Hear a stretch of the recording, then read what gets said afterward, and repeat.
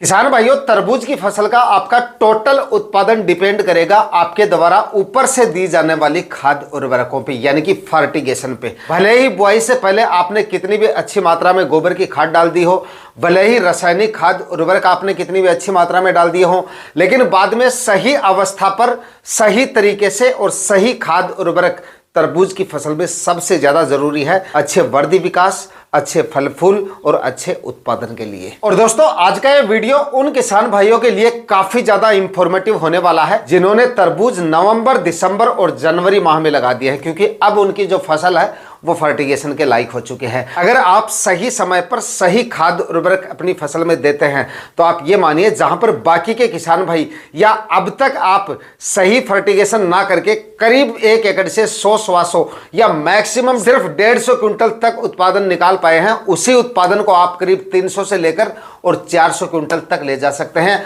और वो भी सिर्फ अपने फर्टिगेशन के दम पे। तरबूज की फसल में सही फर्टिगेशन, सही समय पर और सही खाद उर्वरक का चुनाव ही सबसे ज्यादा उपयोगी है, सबसे ज्यादा उत्पादन के लिए। तो किसान भाइयों, आज इस वीडियो में तरबूज की फसल में शुरुआती स्टेज में कौन कौन से फर्टिगेशन आपको जरूरी है, सबसे ज्यादा जो जरूरी फर्टिगेशन है उनके बारे में आपको बताने वाला हूं। तरबूज की कौन सी अवस्था में आपको ये फर्टिगेशन करने हैं, किस माध्यम से करने हैं, कितनी क्या खुराक रखनी है, पूरी जानकारियों के लिए वीडियो पे लास्ट तक आपको बने रहना है। और ये वीडियो अगर आपके लिए इंफॉर्मेटिव रहे तो इस वीडियो को लाइक और शेयर जरूर कर दीजिएगा। जो किसान भाई चैनल पे नए हैं वो चैनल भी सब्सक्राइब कर ले, ताकि खेती से जुड़े नई नई जानकारियां आपको समय समय पे मिलती रहे। नमस्कार दोस्तों, मेरा नाम है सुरेश और आप देख रहे हैं खेत किसान झुंझुनू। देखिए, इस वीडियो का सबसे इंपॉर्टेंट पार्ट, किसान भाइयों का खर्चा भी लग जाता है, बेकार भी हो जाती है, फिर भी जो फर्टिगेशन आप करते हैं वो काम नहीं करते हैं। क्योंकि कई बार मेरे पास, हर बार इस समय पे हम तरबूज के वीडियो करते हैं और काफ़ी किसान भाई रेगुलर 4-5 साल से किसान भाई हमारे साथ जुड़े हुए हैं जो तरबूज की रेगुलर खेती करते हैं। कई जो नए किसान भाई हैं उनके कमेंट बहुत आते हैं, सर हमने ये फर्टिगेशन आपके बताए अनुसार कर दिया, ये हमने पहले ही कर दिया, फिर भी रिजल्ट प्रॉपर नहीं मिल रहे हैं। मतलब खाद उर्वरकों का चुनाव सही है, सही खाद उर्वरक ले रहे हैं, लगाने का तरीका भी सही है, फर्टिगेशन का जो तरीका इस्तेमाल कर रहे हैं वो भी सही है, लेकिन खाद उर्वरक काम प्रॉपर तरीके से नहीं कर पाते हैं। और उसका मेन जो मुख्य कारण होता है वो ये होता है कि सही समय का चुनाव आप नहीं कर पा रहे हैं। मतलब कि तरबूज की किस अवस्था में ये खाद आपको देनी चाहिए। और जो सर्दियों में तरबूज लगाया जाता है उनमें ज्यादातर वीडियोज में आपको दूसरे किसान भाई आपको वीडियो के माध्यम से जानकारी देते हैं, उनमें सिर्फ दिन के हिसाब से आपको फर्टिगेशन बताया जाता है कि 35 दिन की अवस्था में ये डालो, 20 दिन की अवस्था में ये डालो। लेकिन वहां पर मेरे किसान मित्र ये भूल जाते हैं कि सर्दियों में जो तरबूज लगाए जाते हैं उनका टाइमिंग अलग होता है, और फरवरी माह में जो हम तरबूज लगाते हैं या अमूमन तरबूज जो हम लगाते हैं सीजन में, उनका टाइमिंग अलग होता है। क्योंकि नवंबर, दिसंबर या जनवरी में तरबूज हम लगाते हैं उनकी 30-35 दिन की अवस्था अलग होती है, और फरवरी मार्च में जो तरबूज हम लगाते हैं उनकी 30-35 दिन की अवस्था वो दूसरी होती है। इसलिए मैं आपको दिन के हिसाब से नहीं, तरबूज के अवस्था के हिसाब से फर्टिगेशन बताऊंगा कि इस अवस्था में तरबूज इतना बड़ा हो जाए या इस अवस्था तक आ जाए तब आपको ये फर्टिगेशन करना है। इसलिए समय का चुनाव सबसे ज्यादा जरूरी है, समय का ध्यान आपको सबसे ज्यादा रखना है। पहले फर्टिगेशन की ओर चलते हैं और पहली सिंचाई की बात भी इस वीडियो में करेंगे। सबसे पहला फर्टिगेशन या पहली सिंचाई आपको उस समय पे करनी है, सिंचाई जिस समय पे तरबूज के पूरे बीजों का अंकुरण हो जाए, और अंकुरण होने के करीब 3 से 4 दिन बाद में पहली सिंचाई आपको करनी है। पहली सिंचाई मतलब कि अंकुरण होने के बाद में। कई किसान भाई क्या करते हैं, जर्मिनेशन होने से मतलब शुरू हुआ, जर्मिनेशन शुरू हुआ और वहीं पे सिंचाई शुरू कर देते हैं। ऐसी गलती आपको नहीं करनी है। जब पूरे प्लांट आपके बाहर निकल जाएं उसके भी 2 से 3 दिन बाद में सिंचाई करें, और वो सिंचाई एकदम हल्की रहनी चाहिए। ये तो हो गई आपकी पहली सिंचाई की बात। अब बात करते हैं पहले फर्टिगेशन या पहली खाद की, यानी कि पहली खुराक तरबूज में आपको कौन सी और किस अवस्था में देनी चाहिए। तो जर्मिनेशन होने के 7 से 8 दिन बाद में, इसमें अलग अवस्था नहीं होती है, चाहे सर्दियों में आपने लगाया है चाहे गर्मियों में लगा रहे हैं। जर्मिनेशन होने के हम 7 से 8 दिन की अवस्था में बात कर रहे हैं, जब व्हाइट रूट्स बननी शुरू होती हैं उस समय पे। यानी कि ऐसा नहीं कि आज तरबूज उगा है और कल आप फर्टिगेशन कर रहे हैं या ड्रेंचिंग कर रहे हैं। और ये जो खुराक मैं आपको बताऊंगा ये चाहे तो आप ड्रिप इरिगेशन से दे सकते हैं और चाहे तो आप ड्रेंचिंग कर सकते हैं। स्प्रे में देना मना है, स्प्रे काम भी नहीं करेगा इतने से छोटे प्लांट में। तो यहाँ पर आपको दोस्तों काम में लेना है जब प्लांट आपका 6 से 7 दिन की अवस्था में आ जाए, उस समय पे ह्यूमिक एसिड सबसे ज़्यादा ज़रूरी है, यानी कि 500 ग्राम 1 एकड़ के हिसाब से आपको खुराक रखनी है। ड्रेंचिंग कर दे सबसे ज़्यादा सही रहेगा। ड्रेंचिंग किसान भाई नहीं कर पा रहे हैं तो आप ड्रिप इरिगेशन से भी इसको चढ़ा सकते हैं, या फिर ड्रेंचिंग करेंगे तो और भी ज़्यादा सही रहेगा। लेकिन खुराक सिर्फ 500 ग्राम प्रति एकड़ के हिसाब से आपको रखनी है। ह्यूमिक एसिड से क्या होता है, व्हाइट रूट्स बनती हैं, जड़ों का विकास अच्छे से होता है। और तरबूज या आपकी जो भी सब्जियां हैं उनमें ह्यूमिक एसिड से पहली खुराक सबसे ज़्यादा ज़रूरी होता है। व्हाइट रूट्स जितनी ज़्यादा बनेंगी, जड़ों का विकास जितना अच्छे से होगा, ब्रांचेज उतनी ही ज्यादा मिलेंगी। जड़ों का विकास अच्छा होगा तो स्टेम की साइज भी उसी पे डिपेंड करती है, यानी कि प्लांट की ओवरऑल ग्रोथ जो है आपकी वो जड़ों पे ही निर्भर करती है। तो जड़ों के अच्छे वर्दी विकास के लिए ह्यूमिक एसिड की पहली खुराक आपको इस समय पे देनी काफी ज्यादा जरूरी है। अब प्लांट की इसी अवस्था में 2 खुराक और हैं जो आपको अपने प्लांट को देनी है, तरबूज के प्लांट को। अवस्था फिर आपको रिपीट कर रहा हूं, मैक्सिमम 5 से 10 दिन के भीतर ये तीनों खुराक आपको देनी है। और तीनों को एक साथ देने का तरीका भी मैं आपको बता दूंगा। देखिए, पहली खुराक ह्यूमिक एसिड की हो गई, दूसरी आपको खुराक रखनी है यहाँ पे फंगीसाइड की। प्लांट की इस अवस्था में फंगीसाइड का ड्रेंचिंग करना भी काफी ज्यादा जरूरी है।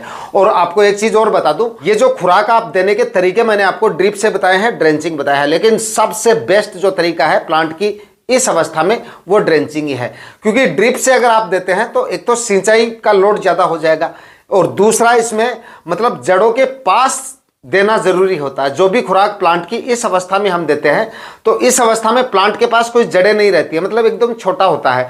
तो आप ड्रेंचिंग करेंगे तो वो सीधा जड़ के पास जाएगा और प्लांट आसानी से उसको उठा लेगा। तो यहाँ पर इस अवस्था में ड्रेंचिंग सबसे ज्यादा जरूरी है। फंगीसाइड यहाँ पे आपको लेना है, और फंगीसाइड 500 ग्राम प्रति एकड़ के हिसाब से कार्बेंडाजिम प्लस मैनकोजेब 12 और 63% यूपीएल का साफ आप ले सकते हैं। इसी के साथ में प्लांट की इसी अवस्था में एनपीके 19-19-19 ये भी आपको लेना है शुरुआती पोषण के लिए, प्लांट के अच्छे वर्दी विकास के लिए। तीनों खाद इसके अंदर हैं।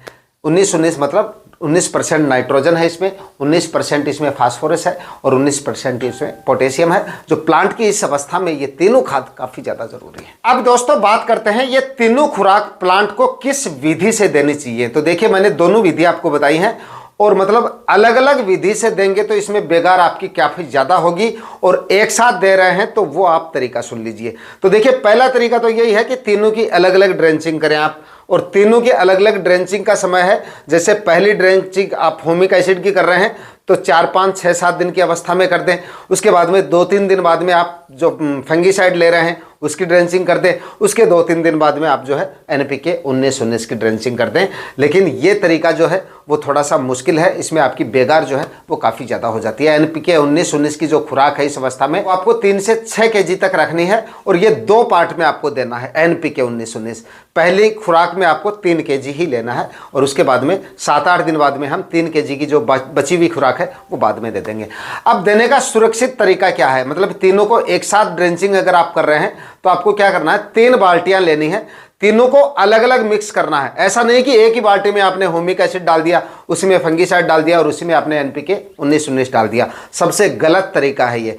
सबसे सुरक्षित तरीका है 3 अलग अलग बाल्टी लीजिए, ह्यूमिक एसिड को अलग मिलाइए, फंगीसाइड को अलग मिलाइए और एनपीके 19-19 को अलग मिलाइए। उसके बाद में अच्छे से तीनों को अलग अलग मिक्स करके, और जब फर्टिगेशन करने का समय आए या ड्रेंचिंग कर रहे हो उसी समय पे तीनों को एक जगह मिक्स करके, और उसके बाद में आपको ड्रेंचिंग शुरू करनी है। तीनों को एक जगह मिक्स करने के बाद में पहली बात, आपको ज़्यादा समय नहीं लेना है। दूसरी बात, चेक कर लेना है। ऐसा बहुत कम होता है, फिर भी एक बार आपको जरूर चेक कर लेना है कि घोल कहीं फट तो नहीं गया है। ऐसा हालांकि फंगीसाइड और ह्यूमिक एसिड और जो एनपीके 19-19 है, इनका तीनों का हम एक साथ कॉम्बिनेशन करते हैं तो ऐसा बहुत कम या ना के बराबर देखा जाता है। फिर भी आपको चेक कर लेना चाहिए। अगर घोल फट रहा है तो आपको ड्रेंचिंग नहीं करना है। बाकी आप तीनों का एक जगह ही जो ड्रेंचिंग है वो कर देना है। तीनों का एक साथ ड्रेंचिंग कर रहे हैं तो सही जो अवस्था है वो 7 से 10 दिन की अवस्था है। इस दौरान आपको तीनों खुराक एक साथ ही दे देनी है। अब दोस्तों NPK 19-19 में पहली जो खुराक होती है उसमें किसान भाई एक लापरवाही और कर देते हैं। मैंने जिक्र किया था ना कि भाई किसान भाई कहते हैं कि हमने एक खुराक दे दी लेकिन प्रॉपर रिजल्ट नहीं मिले। NPK 19-19 की पहली खुराक जब हम देते हैं तो उस अवस्था में हमारा प्लांट काफी छोटी अवस्था में होता है, मतलब 2-3 पत्ती मुश्किल से होती है उस समय पे। और वहीं पर किसान भाई क्या करते हैं, NPK 19-19 का स्प्रे निकाल देते हैं। और स्प्रे निकाल रहे हैं तो बाकी के NPK खाद जब प्लांट बड़ा हो जाता है उस समय पे हम जो NPK खुराक दे रहे हैं और स्प्रे से दे रहे हैं तो उनका रिजल्ट प्रॉपर मिल जाता है। लेकिन इतने छोटे प्लांट में अगर आप स्प्रे से ये पहली खुराक दे रहे हैं तो इसका प्रॉपर रिजल्ट आपको नहीं मिलता है। दूसरा, अगर प्लांट की सही अवस्था में ये खाद उर्वरक आप नहीं देते हैं तब भी प्रॉपर रिजल्ट आपको नहीं मिलेंगे। जैसे फंगीसाइड हो गया आपका, ह्यूमिक एसिड हो गया आपका, इनका भी अगर आप शुरुआती स्टेज में फर्टिगेशन या ड्रेंचिंग नहीं करते हैं तो बाद में जाके उतना प्रॉफिट आपको नहीं मिलता है, क्योंकि फफूंद जनित रोगों का प्रकोप भी शुरुआती स्टेज में सबसे ज्यादा देखने को मिलता है। जड़ों का विकास भी शुरुआत में आपने जितना करवाना था उतना करवा लिया, बाद में ह्यूमिक एसिड आप दे रहे हैं, कोई मतलब नहीं है। NPK 19-19 पहली खुराक मैक्सिमम 15 से 20 दिन से पहले लग जानी चाहिए। हालांकि 10 दिन की अवस्था में लगती है तो एकदम परफेक्ट समय है।